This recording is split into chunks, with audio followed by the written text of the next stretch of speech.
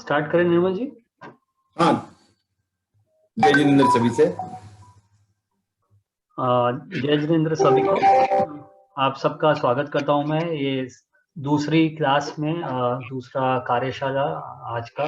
पिछला सेशन एक अच्छा इंट्रोडक्टरी सेशन रहा। हम शुरू करेंगे मंगलाचरण से। नमो अरहंताणं, नमो सिद्धाणं, नमो आयर्याणं, नमो उवध्यायाणं, नमो लोये सब्बसाहूणम्। एषो पंचनमोक्कारो सर्वपावपणाशनो मंगलाणं च सव्येसिं पढ़मं हवै मंगलम। Without any delay, Shilpa ji, can we shall we start? सभी से सादर जय जिनेंद्र।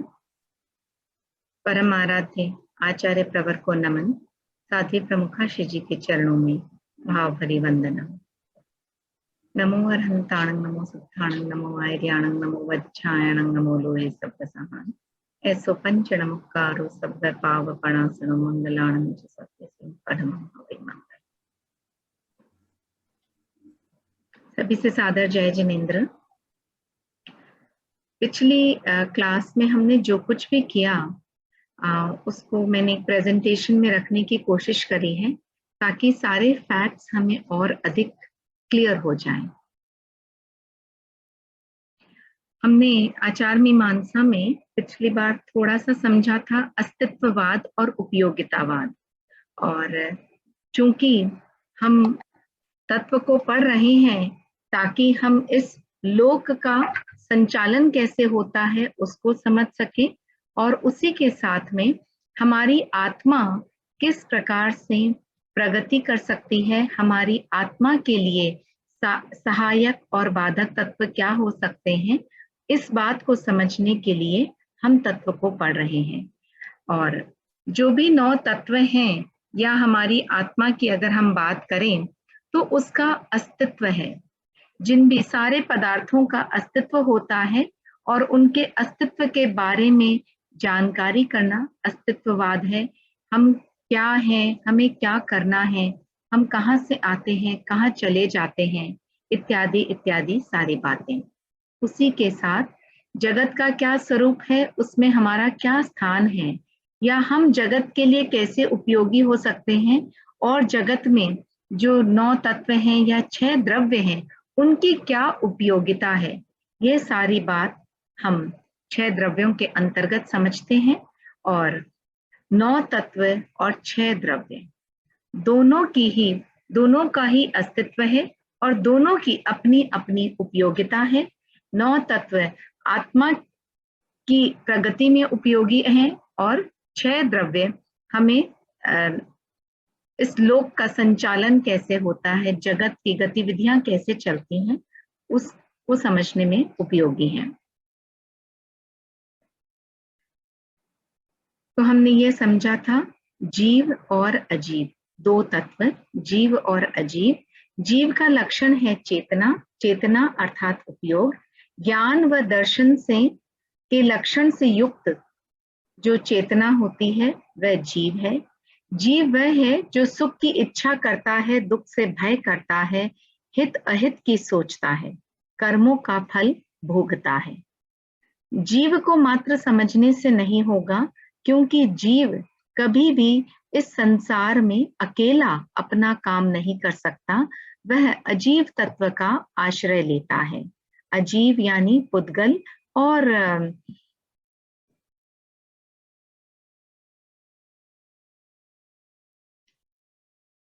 हाँ, जीव का प्रतिपक्षी है अजीव।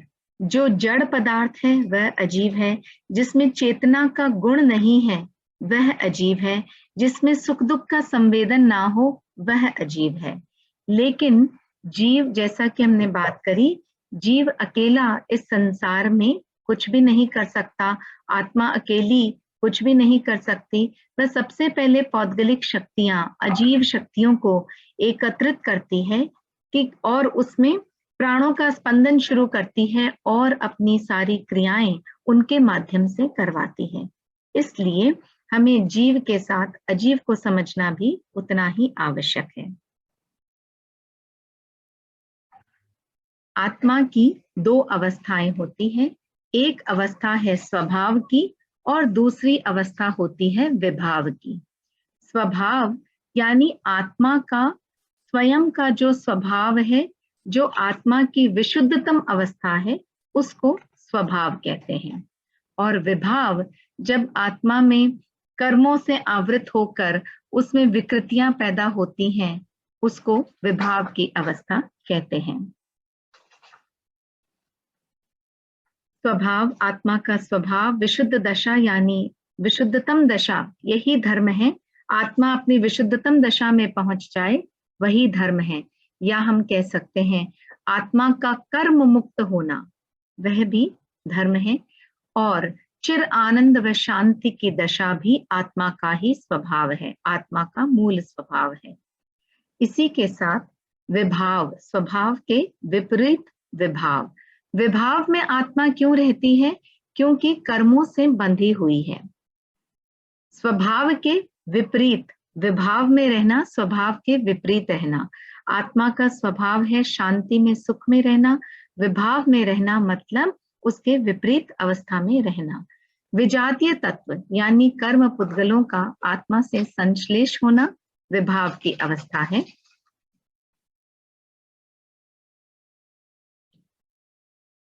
विजातीय द्रव्य के प्रभाव से आत्मा की जो दशा बनती है वह वैभाविक दशा कहलाती है।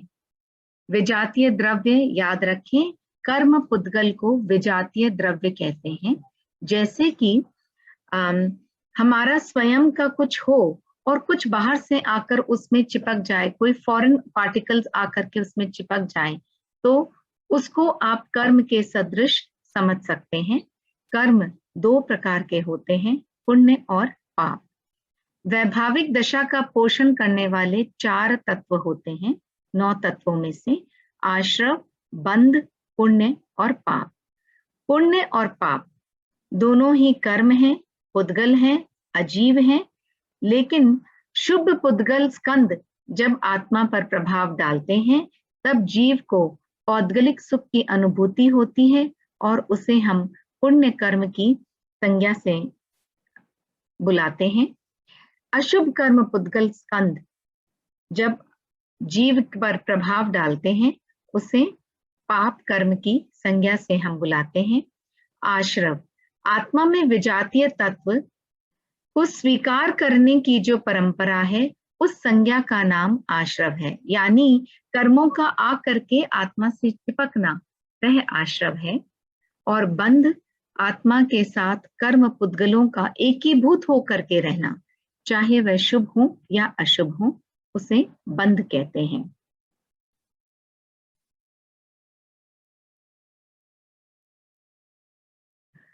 उपयोगितावाद, विभाव से स्वभाव में आने के लिए ये 9 ही तत्व उपयोगी हैं।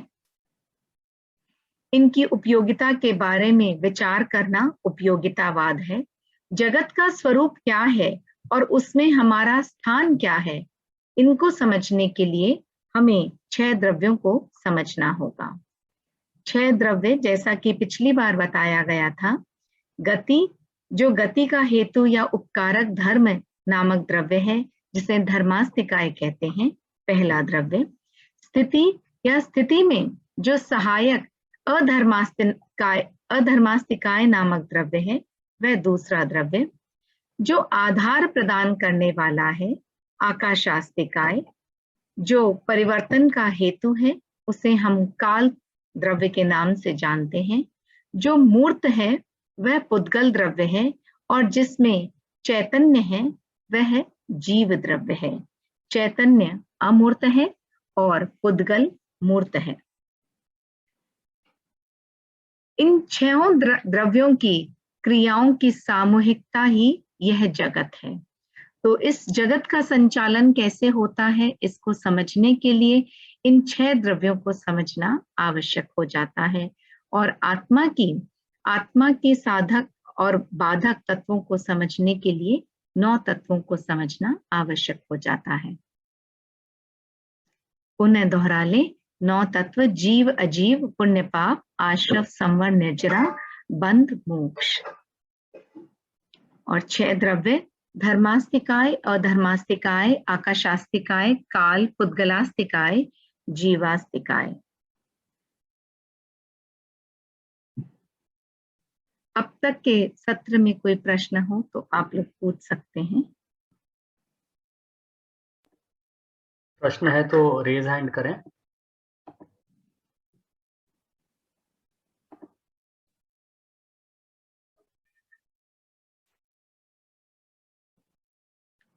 किसी को कोई प्रश्न है तो रेज हैंड ऑप्शन करें।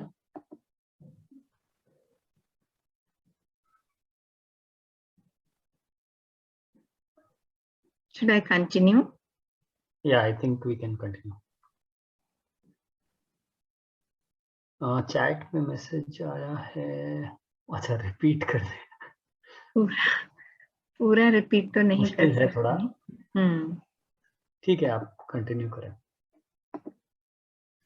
जिनको रिपीट की आवश्यकता है वो एक्चुअली क्या ये YouTube पर फिर से अपलोड करेंगे तो वापस देख सकते हैं। चलिए आगे बढ़ते हैं। अस्तित्ववाद या वास्तविकतावाद। पदार्थों के अस्तित्व के बारे में विचार करना उनके अस्तित्ववाद या वास्तविकतावाद कहलाता है। दोनों ही शब्द अस्तित्व है, इसलिए अस्तित्ववाद, और चूंकि तत्वों का या पदार्थों का अस्तित्व है यानी वो वास्तव में हैं, उनका अस्तित्व है, इसलिए वास्तविकतावाद भी उसको कहा जाता है। अस्तित्व की दृष्टि से पदार्थ 2 प्रकार के समझ सकते हैं, चेतन और अचेतन। जैसा हमने समझा, जीव और अजीव, चेतन और अचेतन। उपयोगिता के भी 2 रूप हैं और उपयोगिता की दृष्टि से भी पदार्थों को 2 भाग में समझा जा सकता है, आध्यात्मिक और जागतिक।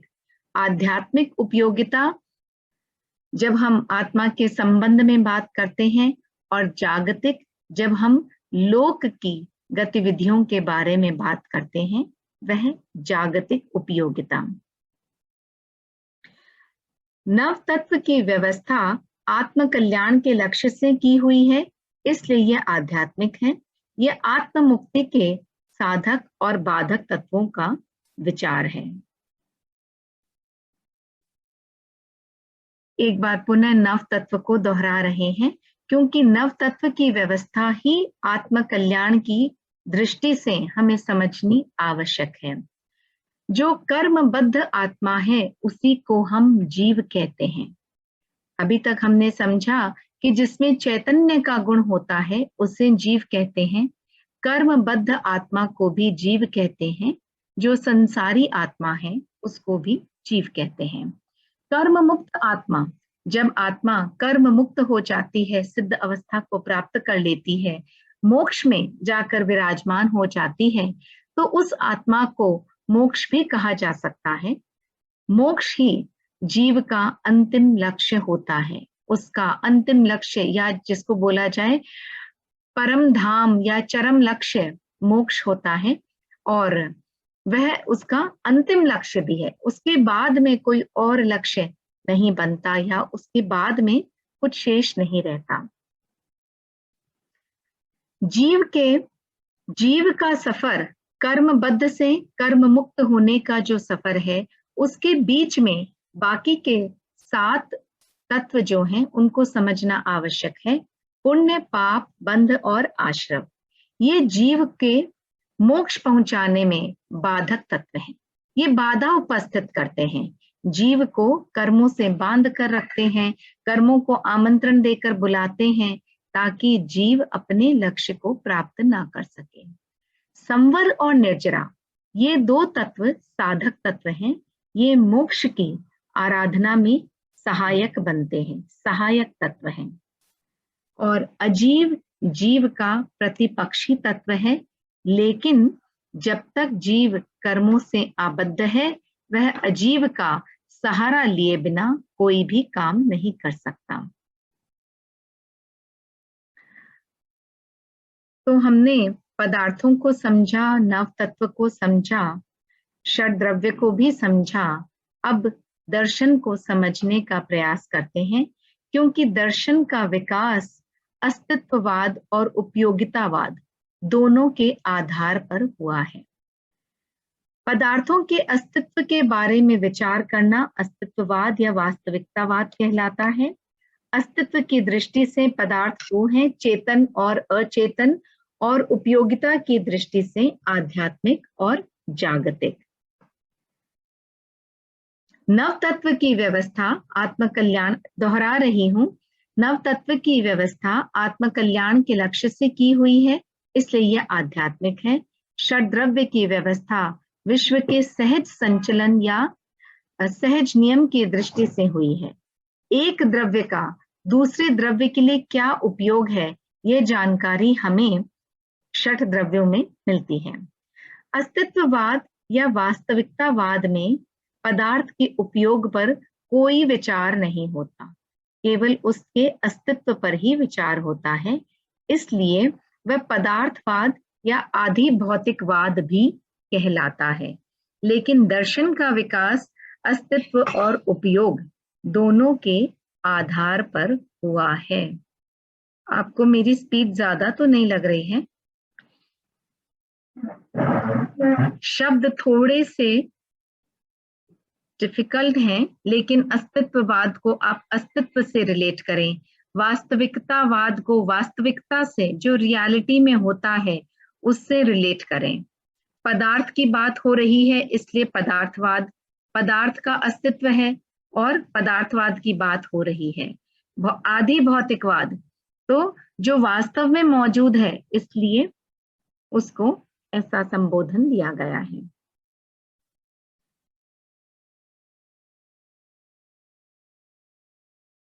दर्शन, जो हम दर्शन की बात करते हैं, वो किसके ऊपर में आधारित है? वह उपयोग के ऊपर आधारित है या अस्तित्ववाद के ऊपर में आधारित है? यह हमें समझना होगा। तो दर्शन का विकास अस्तित्व और उपयोग दोनों के आधार पर हुआ है। उपयोग क्या है? जो कुछ भी हमारे उपयोग में आता है। जीव किन चीजों का उपयोग करता है? सब चीजों का उपयोग करता है, सारे तत्वों का, षट द्रव्यों का, हर चीज का उपयोग करता है। और अस्तित्व को भी हमने समझा। तो जब ये दोनों चीज का दर्शन को समझने के लिए, दर्शन उपयोग और अस्तित्व दोनों पर आधारित है। लेकिन उपयोग और अस्तित्व दोनों किस पर आधारित है? वो प्रमाणों पर आधारित है, यानी तर्क के ऊपर में, न्याय के ऊपर में आधारित है। कुछ ऐसे लॉजिक्स हैं जिससे हमको समझ में आता है कि हाँ, पुण्य है, पाप है, या जीव है या अजीव है। ये सारी बातें हमें कुछ तर्क ऐसे दिए गए हैं, कुछ न्याय ऐसा बताया गया है, इन प्रमाणों के ऊपर में आधारित है। तो प्रमाण का सहयोग उपयोग भी ले रहा है, प्रमाण का सहयोग अस्तित्व भी ले रहा है। यहाँ तक कि जो हमारी आत्मा है वह अमूर्त है, लेकिन हम उसके अस्तित्व को नकार नहीं पा रहे। क्यों नहीं नकार पा रहे? क्योंकि हम देखते हैं कि एक जीव, उसमें जब प्राणों का संचार होता है तो उसकी गतिविधि कैसी होती है? प्राण तंत्र उसमें से निकल जाते हैं तो उसकी गतिविधि पूरी तरह से रुक जाती है। तो उसका न होना हमें उस समय पता चलता है, भले ही हम उसे अपनी इंद्रियों से जान नहीं पाते हैं। तो इस तरह से उपयोग और अस्तित्व दोनों प्रमाण के आधार पर पुष्ट किए गए हैं, इसलिए दोनों ही दर्शन का हिस्सा है। इसलिए दर्शन उपयोग और अस्तित्व दोनों के आधार पर है, दर्शन प्रमाणों के आधार पर भी चल रहा है।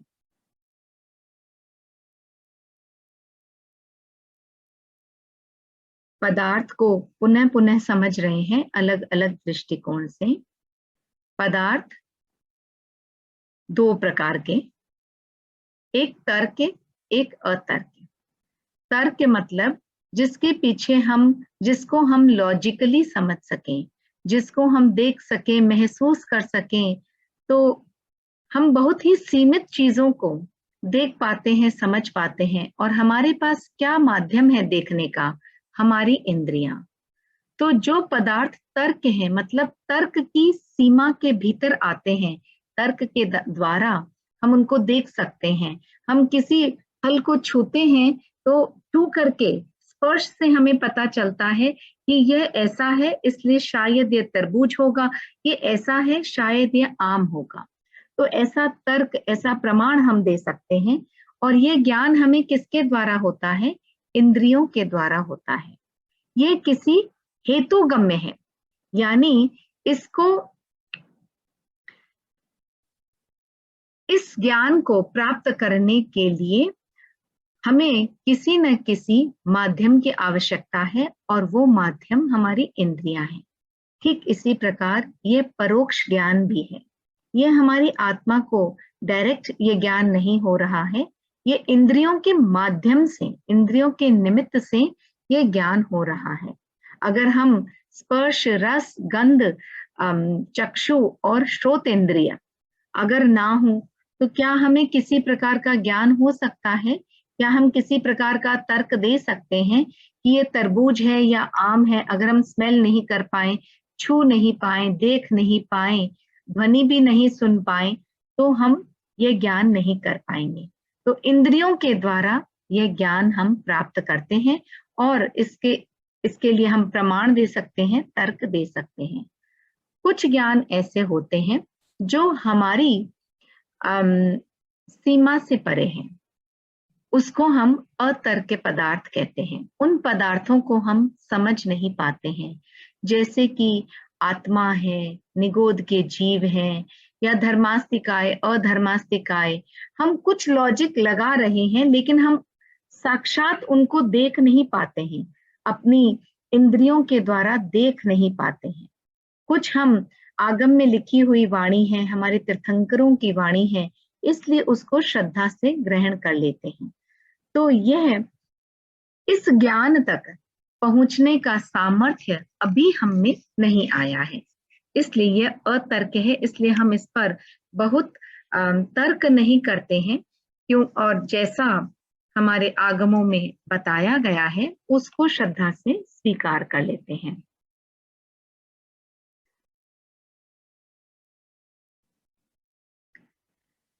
और यह आत्मा के द्वारा प्रत्यक्ष ज्ञान होता है। जब हम कहते हैं कि तीर्थंकर वीतरागी हुए, उसके बाद केवल ज्ञानी हुए, तो उनकी आत्मा में प्रत्यक्ष ज्ञान होता है, उन्हें इंद्रियों का आलंबन लेने की आवश्यकता नहीं पड़ती। इनफैक्ट वो अतीन्द्रिय हो जाते हैं, इंद्रियों का वहां कोई कारोबार ही नहीं रहता। तो हमने यहाँ पर पदार्थ के भी 2 प्रकार पढ़ लिए और ज्ञान के भी 2 प्रकार पढ़े, परोक्ष ज्ञान और प्रत्यक्ष ज्ञान।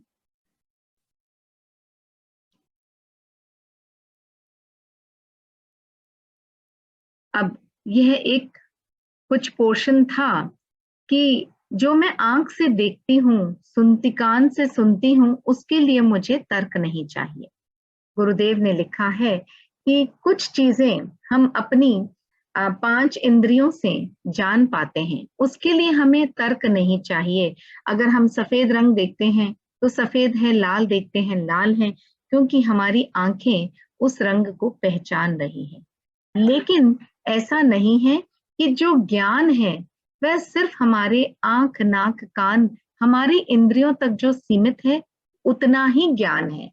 तो जो सत्य है, जो ज्ञान है, वह हमारी इंद्रियों से परे भी बहुत विशाल ज्ञान है, बहुत विस्तृत ज्ञान है, और उस ज्ञान को भी स्वीकार हमें करना होता है, क्योंकि जब हम उसकी एब्सेंस देखते हैं तब हमें वह बात कभी कभी समझ में आती है, कभी कभी हमारी समझ से पूरी तरह बाहर भी होती है, लेकिन फिर भी आगम प्रमाण मान करके हम उसको स्वीकार करते हैं।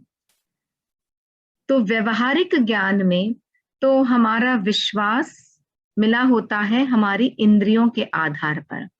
और मैं कहूं कि जो व्यवहार से परे का जो अतर्क ज्ञान है, उसमें हम वीतरागियों पर आस्था करके, उन पर विश्वास करके और उस ज्ञान को स्वीकार करते हैं। अब ये सारी बातें हम क्यों कर रहे हैं? इतनी सारी ज्ञान की बातें, ये सारी बातें क्यों कर रहे हैं? क्योंकि हमारा ध्येय है कि हम अपनी आत्मा को जहां है वहां से उसका ऊर्ध्वारोहण हो, उसमें प्रगति हो, वह कुछ विकास कर पाए। आपके कोई प्रश्न हो तो पूछ सकते हैं। अब तक के सत्र में से कोई प्रश्न हो तो पूछ सकते हैं। सुमन जी बापना, प्लीज अपने आप को अनम्यूट करें और अपना प्रश्न पूछे। जय जिनेंद्र। जय जिनेंद्र। आवाज आ रही है? जी आ रही है। स्टार्ट में क्या बताया था शिल्पा जी? मैंने थोड़ा लेट ज्वाइन किया। पिछले सत्र का रिवाइज किया था। पिछला सत्र तो ज्वाइन ही नहीं किया। चलिए आप YouTube की रिकॉर्डिंग देख लीजिएगा। ओके ओके, थैंक यू, धन्यवाद। इस जो अभी टॉपिक हुआ है 8-5 8-10 से लेके अभी तक जो हुआ उससे रिलेटेड कोई जिज्ञासा हो तो प्लीज वही रेज हैंड करें। डिम्पल जी प्लीज अपने आप को अनम्यूट करें और अपना प्रश्न पूछें।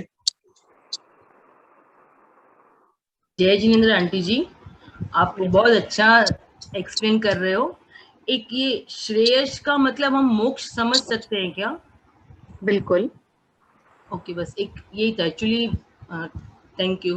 वो तो अभी हम शुरू करेंगे असल में।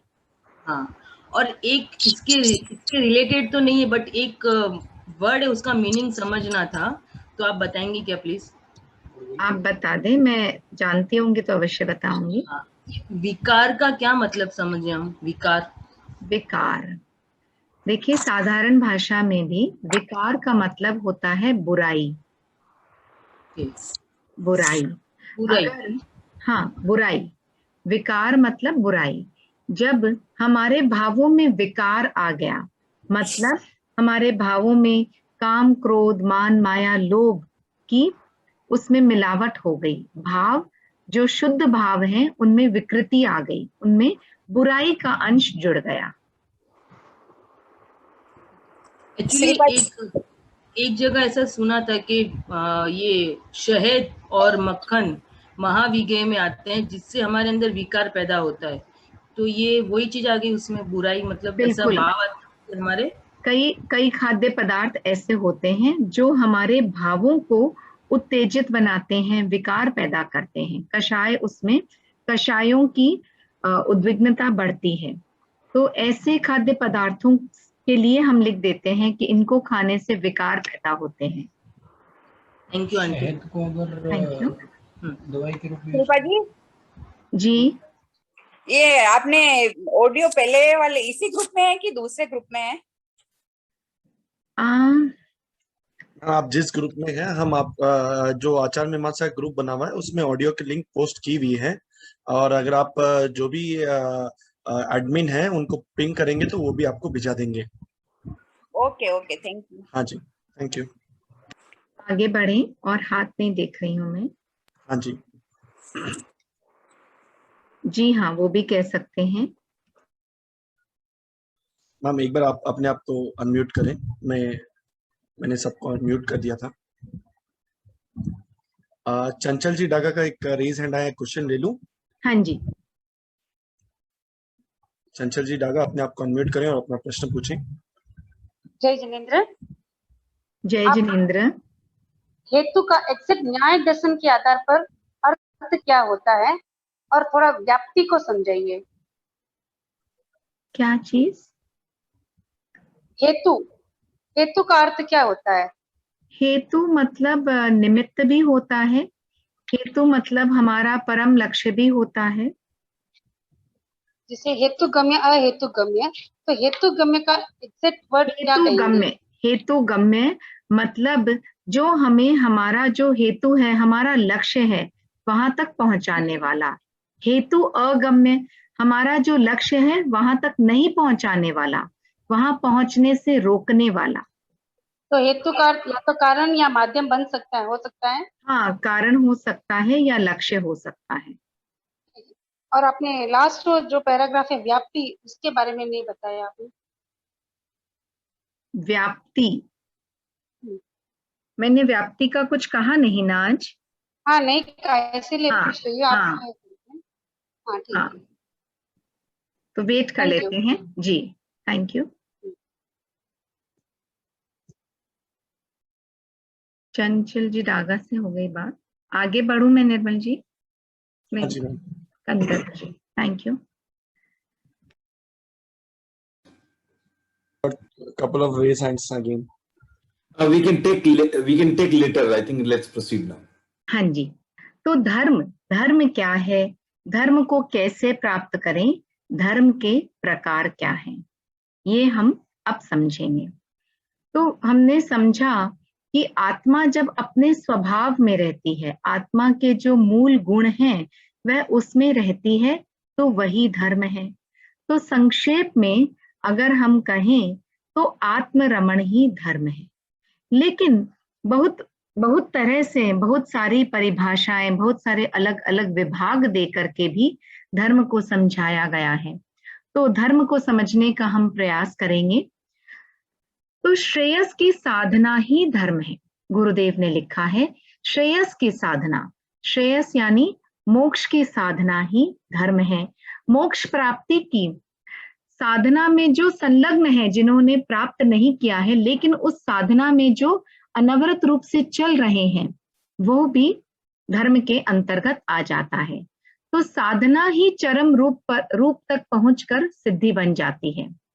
तो जो लोग साधना में रत हैं, आपको मैं सरल भाषा में अगर समझाऊं तो जो हमारे तीर्थंकर हैं, हमारे अरहत हैं, उन्होंने कुछ प्राप्त कर लिया तो हम उनको परमात्मा कहते हैं।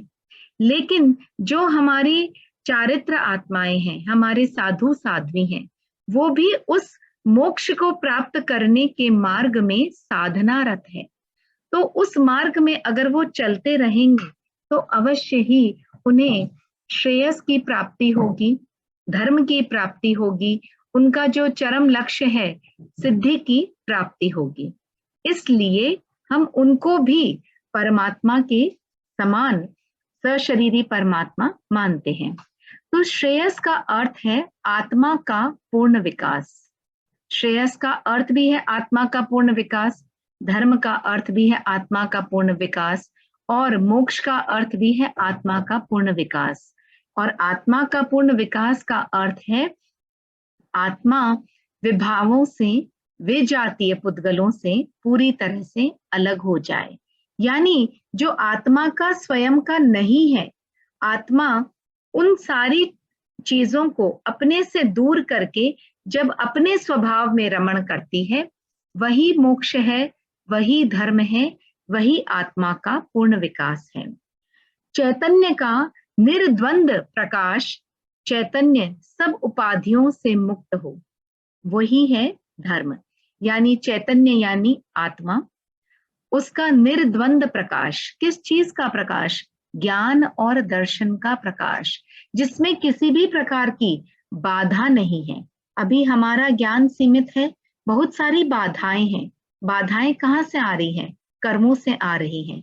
लेकिन चेतना, हमारी आत्मा एक ऐसी अवस्था को प्राप्त करे जहां पर किसी प्रकार की बाधा ना हो, उसको संपूर्ण ज्ञान और दर्शन प्राप्त हो जाए, वह अन्य सब उपाधियों से मुक्त हो जाए, वह अवस्था मोक्ष की अवस्था है, या श्रेयस की अवस्था है, या धर्म की अवस्था है। आत्मा चैतन्य स्वरूप हो जाए, उसका नाम श्रेयस है। श्रेय की साधना भी चैतन्य की आराधनामय है, इसलिए वह भी श्रेयस है। तो जो बात मैंने पहले कही कि श्रेय की साधना में जो आत्माएं लगी हुई हैं, आराधना में जो आत्माएं लगी हुई हैं, वो भी श्रेयस्कर हैं, वो धर्म के मार्ग में ही चल रही हैं। अब हम समझें धर्म के कितने प्रकार हो सकते हैं। तो हमने अलग अलग कई सारी परिभाषाएं सुनी होंगी कि धर्म के 2 प्रकार हैं, 3 प्रकार हैं, 4 प्रकार हैं, 10 प्रकार हैं। तो आज हम इसको बिल्कुल क्लियरली समझ लेंगे, लेकिन सबसे मूल बात जो हमें याद रखनी है और सबसे आसान बात जो हमें सदा याद रह सकती है कि आत्मरमण ही धर्म है। हम जितना जितना समय बाहर की दुनिया से हट करके अपनी आत्मा के साथ बिताते हैं, अपनी आत्मा को अन्य सारे विभावों से दूर करने में जितना समय, जितना पुरुषार्थ करते हैं, वह सारा कुछ धर्म है, वह सारा कुछ धर्म है। तो संक्षेप में आत्मरमण ही धर्म है और विस्तार में उसके 2, 3, 4 और 10 प्रकार हो सकते हैं। इन प्रकारों को हम अब समझेंगे।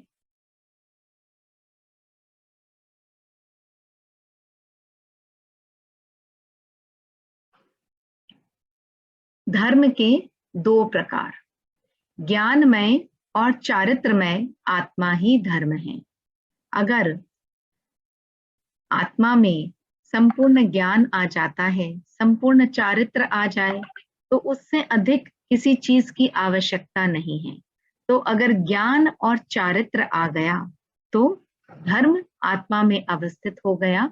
इसलिए कहा गया है कि संक्षेप में धर्म के 2 प्रकार समझे जा सकते हैं, ज्ञान और चारित्र का होना।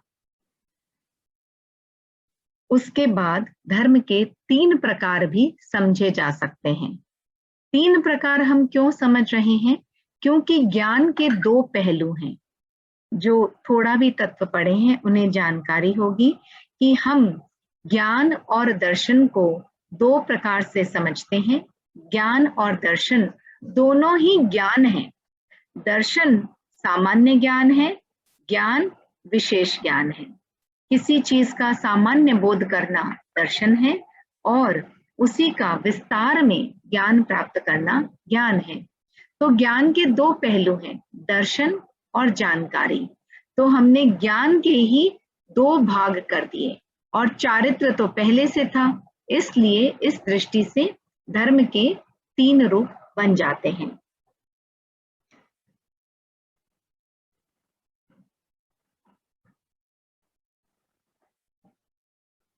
धर्म के 4 प्रकार। अब वही ज्ञान और दर्शन को हम विस्तार दे रहे हैं। पहले हमने ज्ञान के 2 प्रकार बढ़ाए और चारित्र को 1 पर ही छोड़ दिया। इसमें हम चारित्र के 2 प्रकार कर रहे हैं। चारित्र को तप और चारित्र 2 भागों में बांट दिया। दर्शन और ज्ञान वहां पर पहले से था। तो चारित्र के 2 प्रकार हैं, संवर और निर्जरा। संवर और निर्जरा।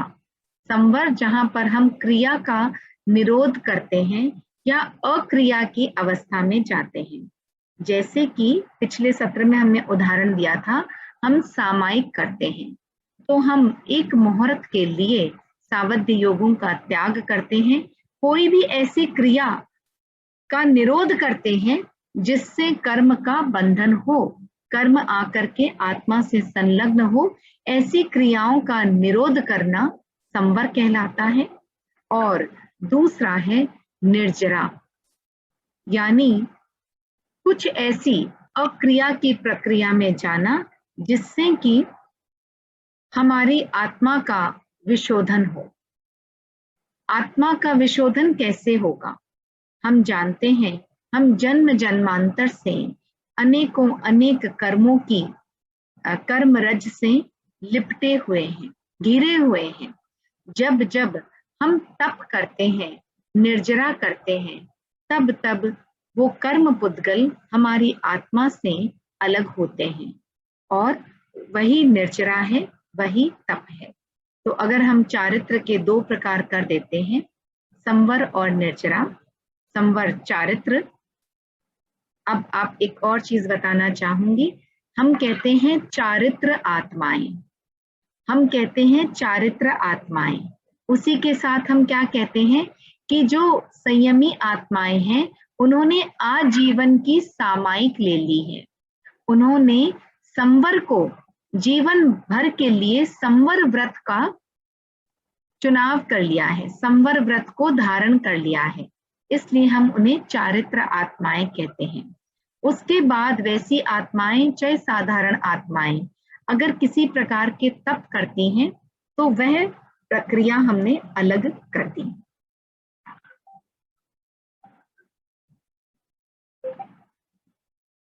तो धर्म के 4 प्रकार हमने समझे।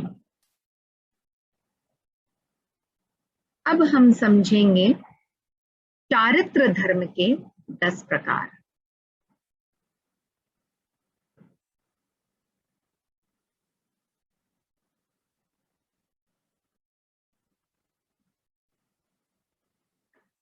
चारित्र धर्म के 10 प्रकार।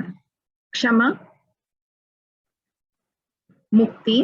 क्षमा आप वैसे शब्द से ही समझ रहे हैं कि क्षमा यानी किसी को भी निर्मल हृदय से क्षमा कर देना, अपने क्रोध को शांत रखना, आक्रोश को तोड़ना, कुछ ऐसा वैसा घटित हो जाए तो उसको सहन करना, सहन शक्ति भी क्षमा में ही आता है।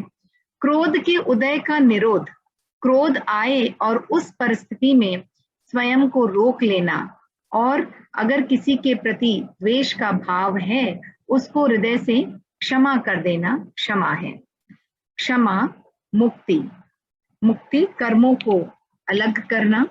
आर्जव, आर्जव यानी ऋजुता, कुटिलता को अपने चरित्र से, अपनी आत्मा से अलग करना। मार्दव यानी मृदुता, मृदुता यानी अहंकार पर, मान पर विजय प्राप्त करना। अभिमानवश किसी का तिरस्कार नहीं करना, किसी का अपमान नहीं करना। उसके बाद में लाघव यानी लोभ विजय, लोभ को नियंत्रित करना। सत्य, सत्य। संयम, संयम। तप भी आप समझते हैं। त्याग, त्याग करना, दान देना, जो हम साधु साध्वियों को दान देते हैं वह भी इसी में आता है। और ब्रह्मचर्य का पालन करना। ये चारित्र धर्म के 10 प्रकार हैं, यानी ये हमारे चारित्र को विशुद्ध बनाने वाले 10 प्रकार हैं। ये 10 बातें ऐसी हैं जो हमारे आचार व्यवहार को विशुद्ध बनाती हैं। अब तक के सत्र में कोई प्रश्न है तो आप पूछ लें, नहीं तो हम थोड़ा सा और आगे बढ़ जाएंगे। बबीता जी, मनोज अपने आप को अनम्यूट करें और अपना प्रश्न पूछें।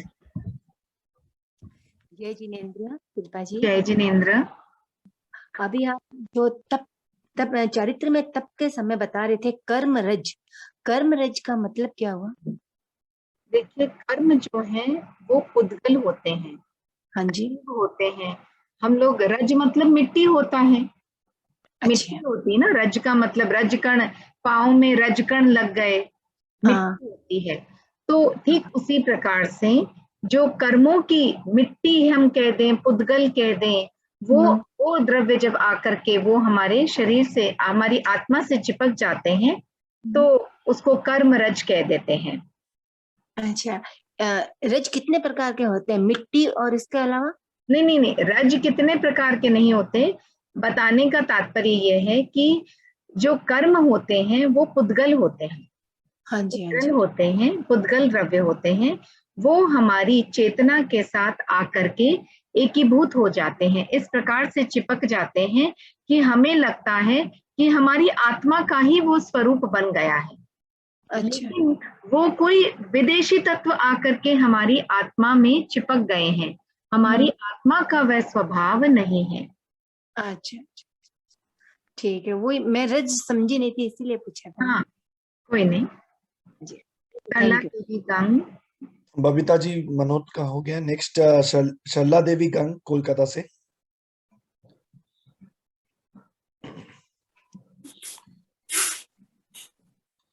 ये लाघव का, लाघव लोभ विजय। लोभ, ये हो गया ना, ऋजुता, मृदुता और लोभ विजय। Thank you. वीना जी सिंघी, अपने आप को अनम्यूट करें, अपना प्रश्न पूछें।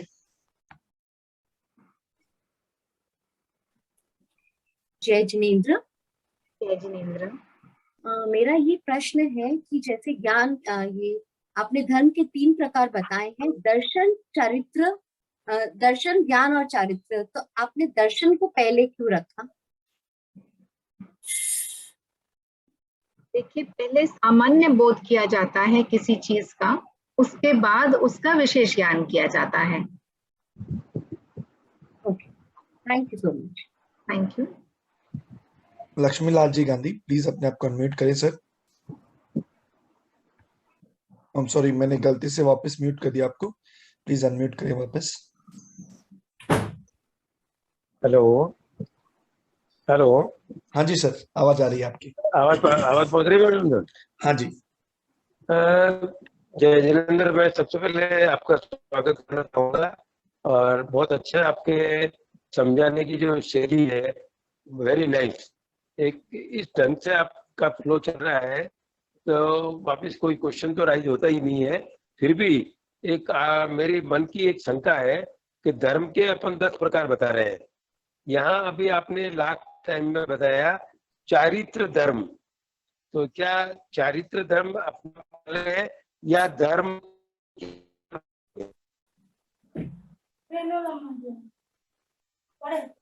धर्म के 10 प्रकार बताए। आवाज आपका कट रहा है। आपने लास्ट में बताया चारित्र धर्म और 10 धर्म का, ऐसा कुछ आपके बीच की, उन दोनों के बीच में डिफरेंस जानना चाह रहे हैं या समझना चाह रहे हैं? चारित्र धर्म के 10 प्रकार बताए आपने, और वैसे मोटे रूप में अपन धर्म के 10 प्रकार बताते हैं। तो चारित्र धर्म और या धर्म के 10 प्रकार, दोनों में कोई मोटा डिफरेंस है क्या? नहीं, मोटा डिफरेंस नहीं है, लेकिन ये चारित्र से मतलब धर्म चारित्र को ही विशुद्ध बनाता है, तो धर्म तो वैसे ही चारित्र से ही संबंधित है सारा। मैडम, धर्म की अपन ने परिभाषा की थी आत्मरमण ही धर्म है जी, तो फिर इसमें फिर चारित्र अलग से क्यों आ रहा है? ये आत्मरमण ही धर्म है। आप अपना आचार व्यवहार उस और अगर ले जाएंगे जिस तरफ आत्मरमण है, तो आपका चारित्र विशुद्ध होगा, आपका चरित्र विशुद्ध होगा, तो आप में धर्म आ जाएगा।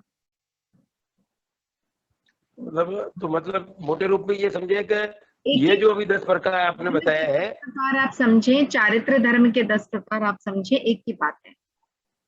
Okay okay, then okay, thank you, आभार। क्योंकि चारित्र धर्म लिखा हुआ था तो मैंने भी चारित्र धर्म लिख दिया, लेकिन वैसे रंजना जी सुराना, अपने आप को अनम्यूट करें। आपने अनम्यूट किया, आप अपना प्रश्न पूछें। जिनेंद्र, शिल्पा जी, मेरे को पूछना था संवर और निर्जरा जो आपने बताई है, एक बार वापस थोड़ा सा एक्सप्लेन कर देंगे? देखिए, मैंने बहुत संक्षेप में, बहुत सरल भाषा में बताया। संवर यानी कर्मों की आने की प्रक्रिया को रोकना, रोक लगा देना। जैसे आपके घर में दरवाजा है, खिड़कियां हैं, बाहर तूफान आ रहा है, अगर आप दरवाजे खिड़कियां बंद कर देते हैं तो मिट्टी अंदर नहीं आती। ठीक उसी प्रकार अगर हम एक मुहूर्त सामयिक लेकर के बैठ जाते हैं, फिर कुछ भी हो जाए, हम किसी भी प्रकार की सावध्य क्रिया नहीं करते हैं, तो हमारी आत्मा के साथ पाप कर्म आकर के नहीं जुड़ रहे हैं, तो वह हो गया संवर। कर्मों को आने से रोकना हो गया संवर। और निर्जरा हो गया जो पहले से संचित कर्म है उनको आत्मा से अलग करना। आप ऐसा सोचिए, आत्मा एक द्रव्य है, एक पदार्थ है जिसको हम देख नहीं पाते हैं, लेकिन एक पदार्थ है। अब उसको बहुत सारी चीजें घेर करके रखती हैं। अब ये चीजें घेर करके रखती हैं, ये पुद्गल द्रव्य घेर करके रखते हैं, उसकी वजह से आत्मा का स्वभाव जो है हमें कुछ और ही दिखता है, जो आत्मा का स्वभाव होना चाहिए वो नहीं दिखता। तो ये कर्म पुद्गल जो हमने एकत्रित कर रखे हैं, हमने अपनी आत्मा के आसपास इकट्ठे कर रखे हैं, हमें इसको हल्का करना है। ताकि हमारी आत्मा अपने स्वरूप में, अपने शुद्ध स्वरूप में रह सके। तो निर्जरा इसलिए की जाती है कि जो हमारे पहले से संचित कर्म है उनको जब हम तप करते हैं, कई प्रकार से निर्जरा होती है, तब वो पहले से संचित कर्म हमारे हल्के होते हैं। Okay, next Nirmala ji Parmecha, please अपने आप को अनम्यूट करें, अपना प्रश्न पूछें। हाँ जी, जय जिनेंद्र शिल्पा जी। जय जिनेंद्र। बहुत अच्छा लग रहा है आज आपको देख के।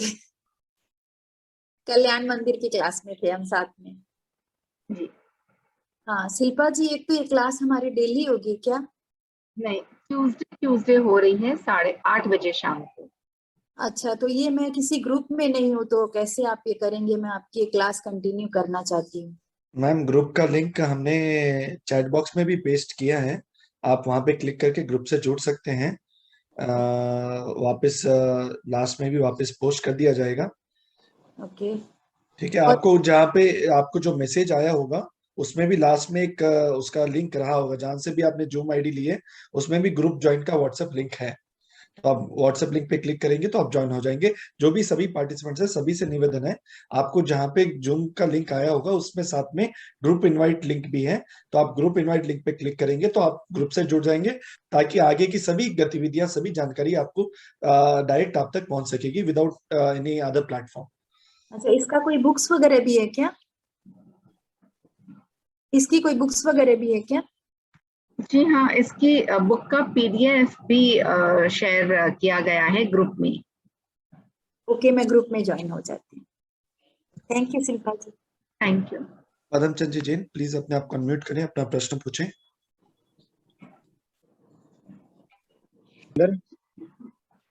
जो दशवेकालिक सूत्र में प्रथम गाथा का प्रथम अध्ययन है, धम्मो मंगल मुक्तितम अहिंसा संयमोतो देवावित्तम नमं संति जस्त धम्मे सयामणो।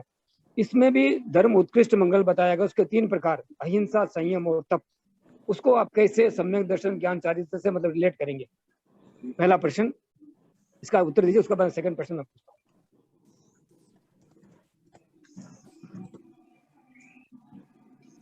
आपने कहा धम्मो मंगल मुक्तित्थम में धर्म के 3 प्रकार बताए गए हैं, संयमो तो अहिंसा, संयम, तप। अहिंसा, संयम और तप।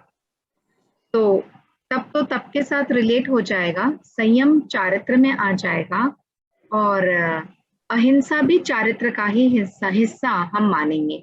तो हमने जो ज्ञान और चारित्र की बात करी थी,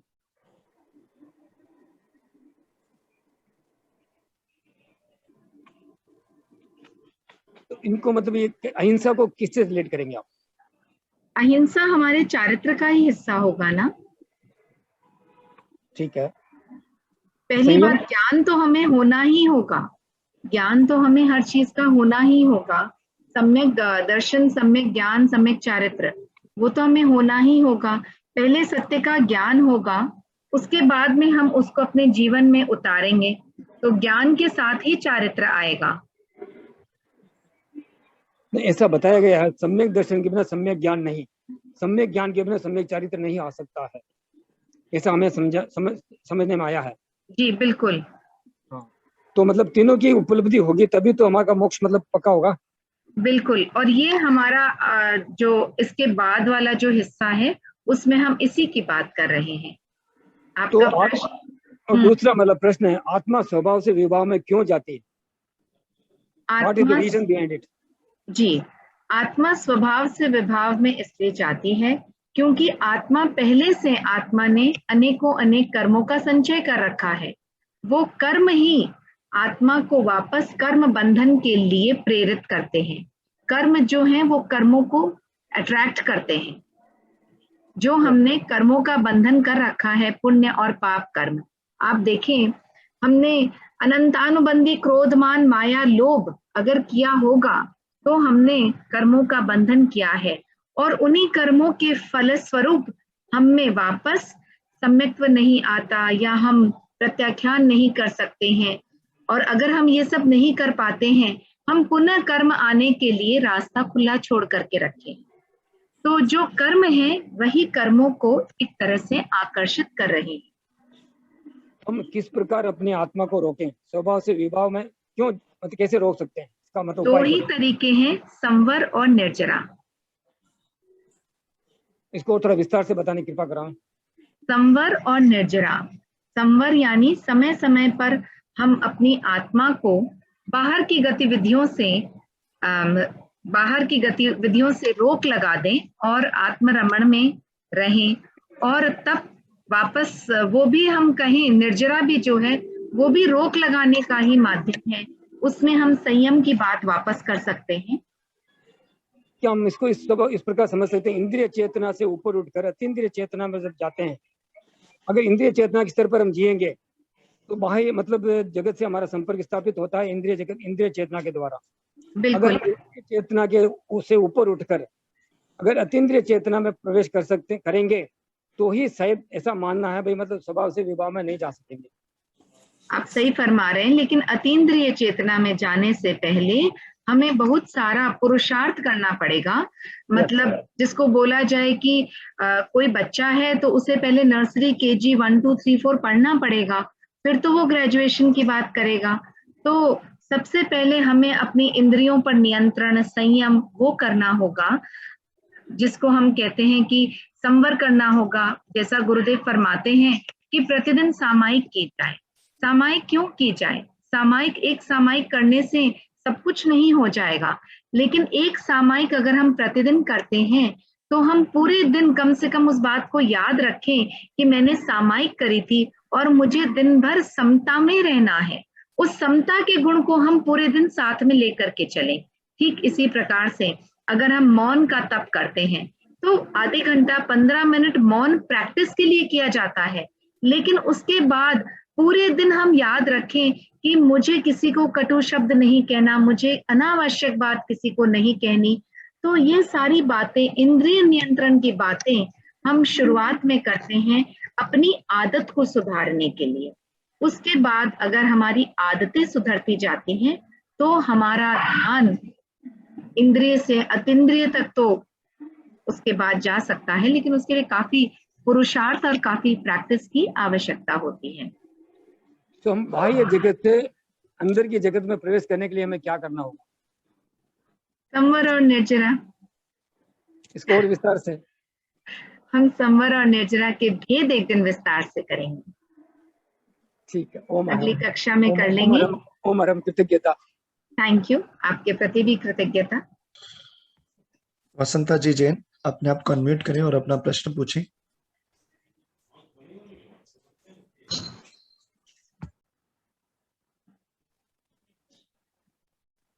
अपना प्रश्न पूछें।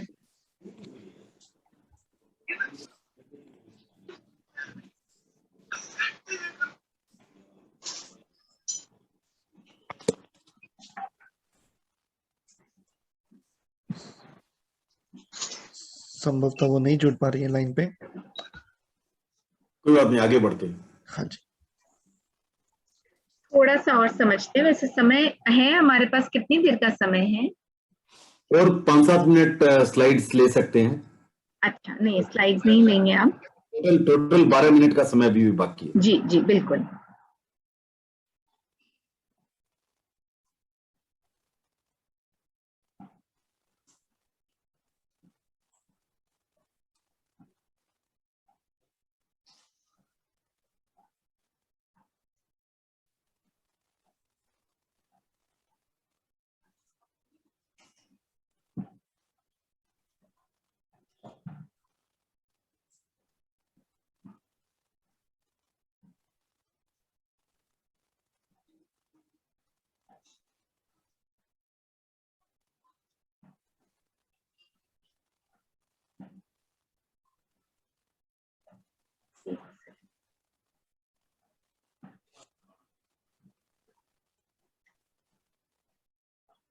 तो हमने धर्म को समझा कि धर्म क्या है और हमें क्या अपनाना है।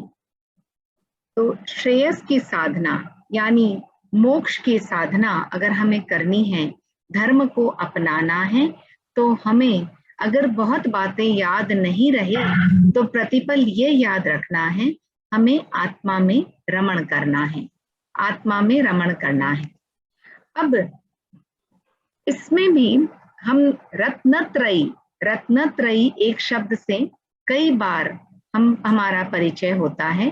ज्ञान, दर्शन और चारित्र, जो हमने तीन बार जो जहां पर हमने धर्म के 3 प्रकार समझे थे, वहां पर ज्ञान, दर्शन और चारित्र को समझा था।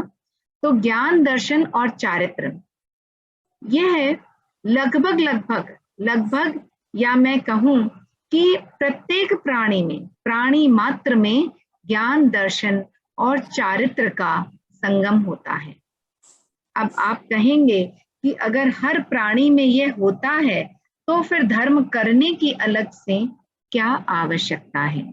यह होता तो है, लेकिन ये अपने सही स्वरूप में नहीं होता, शुद्धतम स्वरूप में नहीं होता, पूर्ण स्वरूप में नहीं होता, जिसको हम कहते हैं सम्यक ज्ञान, सम्यक दर्शन, सम्यक चारित्र। उसके साथ सम्यक शब्द नहीं जुड़ा होता है। सम्यक यानी सही ज्ञान। क्लास 10 मिनट में करती हूँ, मेरी क्लास चल रही है। ओके,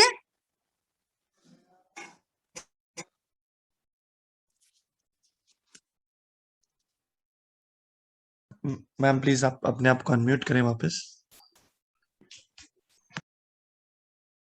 हाँ, तो ये जो इसका यथार्थ स्वरूप है, जो वास्तविक स्वरूप है ज्ञान, दर्शन और चारित्र का, जो सही स्वरूप है वो है सम्यक ज्ञान, सम्यक दर्शन और सम्यक चारित्र। तो ज्ञान, दर्शन और चारित्र सब प्राणियों में होता है, आप ध्यान में रखें, लेकिन उसको सम्यक की अवस्था तक वही प्राणी पहुंचाते हैं जो आत्मोन्मुख होते हैं, तो अपनी आत्मा का चिंतन करते हैं, आत्मा की उन्नति, उसकी प्रगति के बारे में सोचते हैं। वैसे ही लोग अपने ज्ञान, दर्शन और चारित्र को सही स्वरूप या सही श्रद्धा, तत्वों में सही श्रद्धा होना ही सम्यक्त्व कहलाता है। तो सही स्वरूप में ज्ञान का होना, सही स्वरूप में दर्शन को समझना और ज्ञान और दर्शन की बात को समझकर अपने आचरण में उतारना और सही आचरण को जीवन में अपनाना, यानी सम्यक ज्ञान, दर्शन और चारित्र।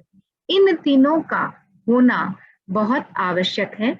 अगर ये तीनों जीवन में आ जाते हैं तब कोई ऐसी वजह नहीं हो सकती कि हमें हमारे कर्मों से छुटकारा ना मिले, या हमें हमारा साध्य या हमारा जो लक्ष्य है, क्या है हमारा लक्ष्य? मोक्ष, कि उसकी प्राप्ति हमें ना हो। ऐसा कहा जाता है कि जीव को अगर एक बार भी सम्यक्त्व आ जाता है तो मोक्ष उसका जाना निश्चित हो जाता है। अगर कितने भव में जाता है, कब जाता है, वह उसके फर्दर प्रयास पर, पुरुषार्थ पर निर्भर करता है। तो महावीर ने तप और ध्यान दोनों पर जोर दिया। जैसे भगवान महात्मा बुद्ध ने तपस्या पर इतना जोर नहीं दिया, ध्यान पर उनका बहुत जोर था और उन्होंने ध्यान को ही निर्वाण का मुख्य साधन माना। लेकिन महावीर ने ध्यान और तपस्या दोनों को स्थान दिया मोक्ष की आराधना के लिए, और दोनों पर जोर दिया। महावीर ने आहार त्याग को गौण नहीं किया। इसीलिए आप देखिए, जो जैन साधक हैं, हमारे जो जैन श्रावक श्राविकाएं हैं, या हमारे जो साधु साध्वियां हैं, वो सभी जीवन में संयम, चारित्र का पालन करते हुए भी समय समय पर तप करते रहते हैं। तो तप का बहुत विकास जैन शासन में हुआ। तपस्या आत्मा की शुद्धि के लिए की जाती है, आत्मा की शुद्धि के लिए तपस्या की जाती है। और तपस्या की भी एक मर्यादा है कि जब तक हमारी इंद्रियां हमें परमिट करे, जब तक हमारी इंद्रियां सहयोग करे, हमें उतना ही तप करना चाहिए। यानी हम तप करें और हमारी इंद्रियों में ललक रहे उस वस्तु को प्राप्त करने की, तो वह तप निरर्थक हो जाता है।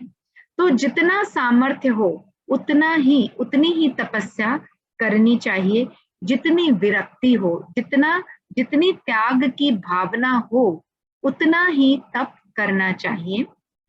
बोलचाल की भाषा में अगर उपवास करके पूर्ण संयम रख सकें तो उपवास भी श्रेयस्कर हो सकता है, और अगर तेला कर लिया लेकिन मन भोजन में रखा है, विरक्ति का भाव नहीं है, तो तेला भी तेले का फल नहीं देगा। और अगर हमारी शक्तियां परमिट करती हैं तो उपवास से लेकर अनशन तक, अनशन यानी संथारे तक का तप कुछ भी किया जा सकता है। लेकिन अगर हमारे भीतर में विरक्ति नहीं है, हमारे भीतर में सामर्थ्य नहीं है, संयम नहीं है, और हम किसी भी प्रकार का तप करते हैं या हम ऐसा संथारा या इस प्रकार की कोई तपस्या करते हैं, तो वह आत्महत्या का साधन कहलाती है।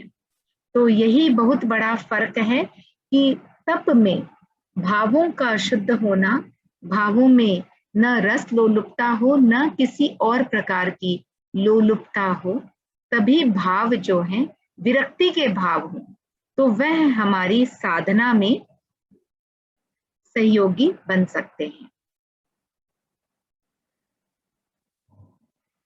धर्म, धर्म को हम लोग कई बार बहुत सारे शब्दों के साथ मिक्स करके और धर्म की परिभाषा में को समझने में गलती कर देते हैं। कई बार हम कहते हैं कि मुझे भूखे को भोजन कराना मेरा धर्म है, किसी गरीब की सहायता करना मेरा धर्म है, कभी हम कहते हैं उपवास करना धर्म है। तो वास्तव में धर्म क्या है, यह बात भगवान महावीर ने बहुत सुंदर तरीके से अलग अलग धर्म की परिभाषा करी।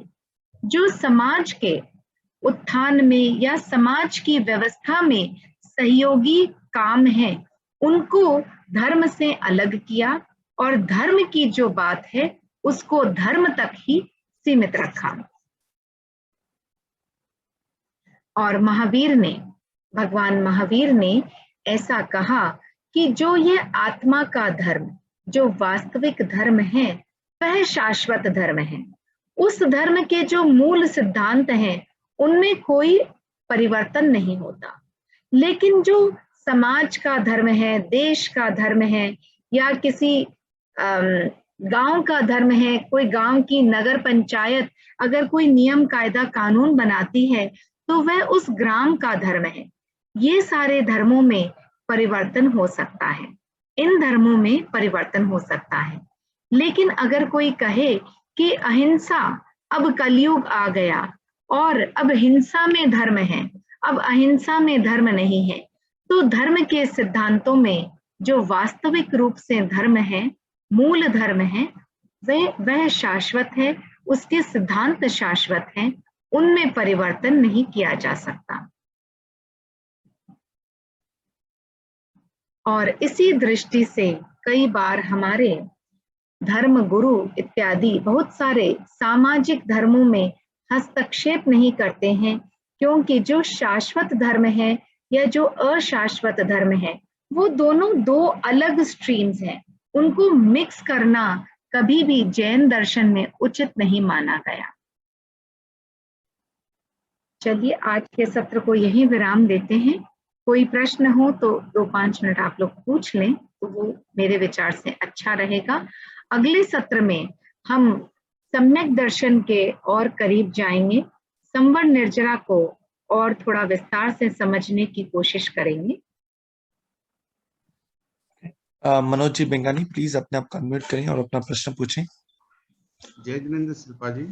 जय जिनेंद्र साहब जी। अपने कोई भी धर्म प्रवृत्ति करते हुए अगर मन में मोक्ष की चाहना रखते हैं कि हम जन्म मरण के बंधन से मुक्त हो जाएं, तो वो क्या मतलब पाप प्रवृत्ति में आएगा कि धर्म प्रवृत्ति में आएगा? वो करना चाहिए कि नहीं करना चाहिए? मोक्ष की कामना करना उचित है या नहीं? मोक्ष की कामना करना तो सदा उचित है, लेकिन अगर कोई आप प्रवृत्ति करें और अन्य किसी भी प्रकार के पुण्योदय की भी कामना करें तो वह उचित नहीं है। नहीं, ओनली जीवन मरण के बंधन से मुक्त होने की कामना, मोक्ष की कामना। वो तो बहुत श्रेयस्कर है, बहुत उत्तम है। चलिए ठीक। धन्यवाद। सुखमय जी प्लीज अपने आप को अनम्यूट करें, अपना प्रश्न पूछें।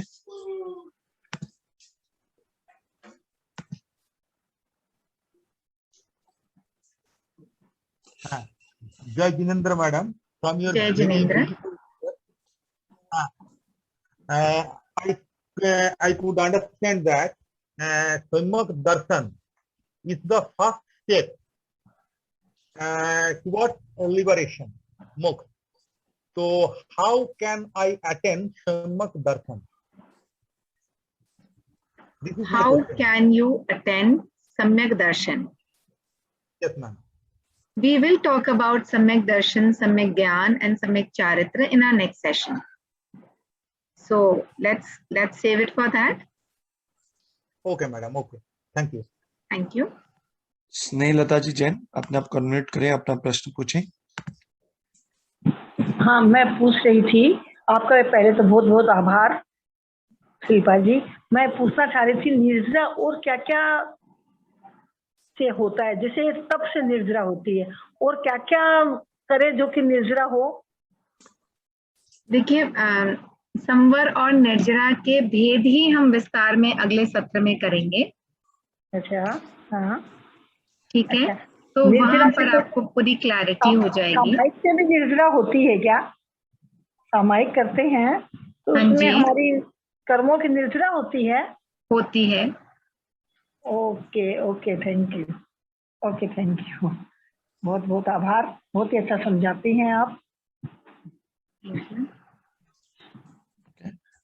टीना जी जैन अपने आप अनम्यूट करें, अपना प्रश्न पूछें। जय जिनेन्द्र शिल्पा जी। हाँ, आवाज आ रही है ना आपको? हाँ जी, आ रही है, प्रश्न पूछें। अच्छा, मेरा प्रश्न ये था कि जैसे कर्म के बारे में पूछना था, ध्यानावरणीय कर्म के बारे में जानना था थोड़ा। जैसे मौनीय कर्म अपने मानते हैं कि मोह ज्यादा रखने से मौनीय कर्म बनता है, अंतराय कर्म से, जैसे कि वो तो ज्ञानावरणीय कर्म में ये ऐसा होता है कि याददाश्त शक्ति उसके रिलेटेड होती है। ज्ञानावरणीय कर्म हमारे ज्ञान पर आवरण डालता है। अब वो कई सारे फॉर्म में हो सकता है, हमारी याददाश्त कम हो, हमें पढ़ने की इच्छा नहीं करे, हमें पढ़ने की सामग्री नहीं मिले, हमें कोई पढ़ाने वाला नहीं मिले, बहुत सारी चीजें हो सकती हैं। जो भी ज्ञान प्राप्त करने के साधन है उसमें अगर बाधा आ रही है तो वह ज्ञानावरणीय कर्म की वजह से आ रही है। अच्छा, तो इसके लिए क्या करना चाहिए? नहीं, यानी अपने मैं किधर गलती कर रही हूँ इसके लिए मेरे को वो कर्म यानी हो रहा है, ऐसा कुछ है? देखते हैं, हम किसी दिन अगर कर्मों की परिभाषा को ठीक से समझ सके, कारण और बंधन के कारण और उनके निवारण अगर समझ सके तो हम यही किसी सत्र में समझने की कोशिश करेंगे। धन्यवाद, बहुत बहुत धन्यवाद। मैम, आपने अभी शायद चैट बॉक्स में क्वेरी आ रही है, सामायिक संवर में आती है, तो समत निर्जरा का लिंक आपने अभी जो समझाया, वापस चैट बॉक्स में 2 क्वेश्चंस आए हैं। संवर में आती है लेकिन निर्जरा भी उससे होती है, और इस चीज को हम अगले सत्र में लेंगे। संवर और निर्जरा को ही हम अगली बार डिस्कस करेंगे, तो इसलिए हम बहुत विस्तार में आज इसकी बात नहीं कर रहे हैं। ओके, तो हम लोग लगभग 9:20 के आसपास पहुंच गए हैं। जो क्वेश्चंस रह गए हैं, क्वेरीज रह गई हैं पार्टिसिपेंट्स की, प्लीज आप लोग कोई उसकी चिंता ना करें। नेक्स्ट सेशन के ओपनिंग में हम लोग आपके क्वेश्चंस ले लेंगे एंड उसके बाद में आगे बढ़ सकते हैं। मैम, आप कुछ बोलना चाह रहे हैं? तीन लोगों के हाथ उठे हुए हैं, अगर कुछ विशेष कहना चाहते हैं तो। वही लाइक समय की सीमा, हाँ। आपको कोई इश्यू नहीं हो तो मैं ले लूं, नहीं तो we can continue next class के ओपनिंग में ले सकते हैं। आज ही कर लेते हैं, प्रश्न तो ले लेते हैं, अगर जवाब लंबे होंगे तो अगले सत्र में कर लेंगे। ओके, कंचन जी बोथरा प्लीज अपने आप को अनम्यूट करें, अपना प्रश्न पूछें। मैंने अपना प्रश्न मैंने अपना प्रश्न चैट बॉक्स में लिख दिया है, अगर आप। कंचन जी, आप म्यूट हो गए, प्लीज आपका प्रश्न पूछ लें। मैंने अपना प्रश्न चैट बॉक्स में लिखा है कि अगर हम वेगन डाइट फॉलो करते हैं जिसमें हमारा मिल्क और मिल्क प्रोडक्ट्स और एनिमल को हार्म करना छूट जाता है एक तरह से, उसको जैन धर्म के हिसाब से फॉलो करें जिसमें थोड़ी रुकावटें हैं क्योंकि आधी से ज्यादा चीजों में मिल्क सॉलिड्स या मिल्क आइटम्स होती हैं, तो किस तरह का त्याग करें कि वो जैन धर्म में भी हम उस वेगन डाइट को एक तरह से जैन बेनिफिट्स ले सके उस बात का कि हम जैनिज्म के त्याग करें उसी बेसिस पे, बट बहुत डिफिकल्ट है क्योंकि कई बार गलती से खाया जाता है सामान। मैं संक्षेप में बता देती हूँ। जैनिज्म में त्याग का बहुत महत्व है। आप जो कुछ भी कर रही हैं, छोटी से छोटी चीज, बड़ी से बड़ी चीज, आप उनके त्याग करें, त्याग को विस्तार से लिखें, एक पुस्तिका बनाएं और उसमें विस्तार से अपने त्याग को लिखें, कितने समय के लिए, क्या वैरायटी, कितनी चीजें, सब चीज उसमें आप लिखें। तो जैन धर्म में सबसे अधिक एम्फेसिस त्याग पर रहता है किसी भी चीज का। तो त्याग की बहुत महत्ता है। त्याग अगर आप आजीवन का लेते हैं उसकी और भी ज्यादा महत्ता है, एक बार में लंबे समय का लेते हैं उसकी महत्ता है, और कम समय का भी लेते हैं उसका कम वो है, लेकिन महत्ता त्याग की बहुत अधिक है। इसलिए किसी भी चीज को त्याग में परिणत करें। आप सोचिए मैं सिर्फ वेगन में कन्वर्ट हो जाऊं तो आपके मन में करुणा का भाव है अवश्य, लेकिन वह करुणा का भाव इनकैश नहीं हो रहा। हाँ, तो भाव इनकैश तब होगा जब आप त्याग करेंगे। हाँ, वही मैं चाहती थी कि ऐसा कोई त्याग का तरीका है जिसमें गलती से, क्योंकि इनडायरेक्ट फूड में कई बार आ जाता है, आप हर चीज के इंग्रेडिएंट्स नहीं पढ़ सकते, और वो सब आपको विस्तार से लिखना होगा कि मैं इस तरह से, जैसे कई लोग चावल खाने का त्याग करते हैं तो वो ऐसा लिख करके लेते हैं कि किसी चीज में अगर पिसा हुआ हो और मुझे पता नहीं चले तो मुझे उससे दोष नहीं लगे। तो इसीलिए मैंने कहा कि एक नोटबुक बना ली जाए और उसमें हर चीज को विस्तार से लिखा जाए। ठीक है, थैंक यू। डी नाम से किन्हीं का आ रहा है, प्लीज अपने आप को अनम्यूट करें और अपना प्रश्न पूछें।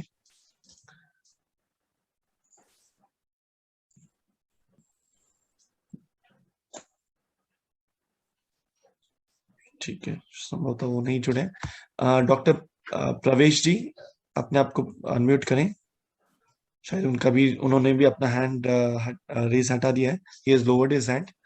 So मैम मैंने नीचे किया है। प्रवेश जी आप हैं तो प्लीज अनम्यूट कर लें अपने आप को।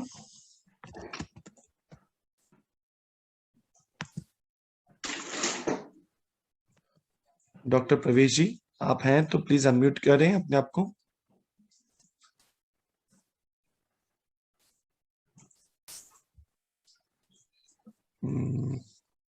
I don't think so, ma'am. Okay, बिंदु जी गिरिया आज का लास्ट क्वेश्चन लेंगे। बिंदु जी गिरिया प्लीज अपने आप को अनम्यूट करें और अपना प्रश्न पूछें। जय जिनेन्द्र शिल्पा जी। जय जिनेन्द्र बिंदु जी। ये निगोद कर्म क्या होते हैं? निगोद कर्म, निगोद के जीव होते हैं। अच्छा, ये आज आपने लेक्चर में निगोद शब्द यूज किया था एक बार, मतलब बताया था कुछ हमें समझाने में।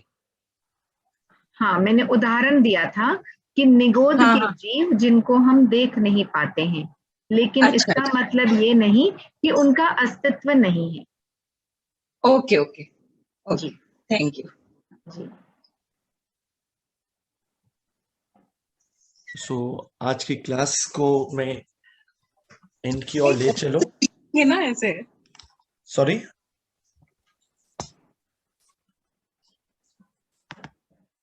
ठीक है। सभी पार्टिसिपेंट्स को बहुत बहुत धन्यवाद टीपीएफ के इस कार्यशाला से जुड़ने के लिए, एंड हमारी इस कार्यशाला के हेतु Shilpa ji Baid, thank you so much ma'am. कृतज्ञता ज्ञापित करता हूँ सभी पार्टिसिपेंट्स की ओर से। Thank you so much once again on behalf of all the participants from TPF and participants.